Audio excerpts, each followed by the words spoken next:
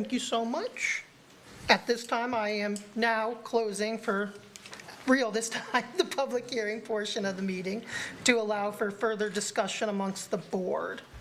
Do we have any discussion? I did have one question, but if, I just had another comment. I don't think any business owner would go into a space if they don't think they had enough parking. So it seems like they have ample parking, plenty of parking for their needs from what we have heard and read.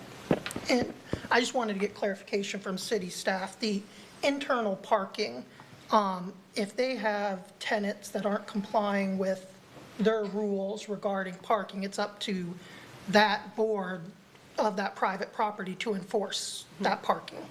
Yes, so the map that I showed earlier that had the parking, every unit had a designated parking space, but then they had those parking spaces in the middle that weren't officially designated.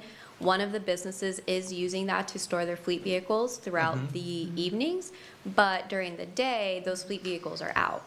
And to answer a few additional questions that were presented earlier, the business hours that were listed in the letter for M-Care Pharmacy was from 10 a.m. to 6 p.m. So it is during the daytime, which typically those fleet vehicles are not present. And then another question or comment, the solid waste. So while I was on the phone with Jan, I was able to touch base with solid waste. They are able to put a third trash receptacle there. They already have a pad. They originally had recycling, but they had to take the recycling away because there was a lot of trash that was mixed with recycling. So they do have room to be able to add an additional dumpster with an existing pad. Thank you. That is all the questions I had. I'm ready to make a motion. All right, I'll entertain a motion. Can I ask a question?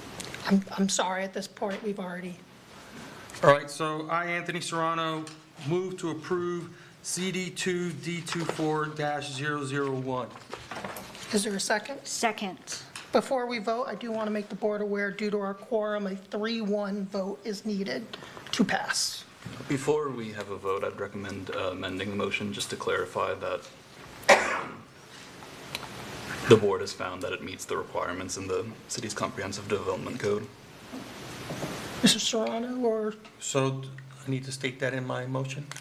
I move to approve CD2 24-001, which meets the criteria for amended Conditional use. conditional use in the city of Largo.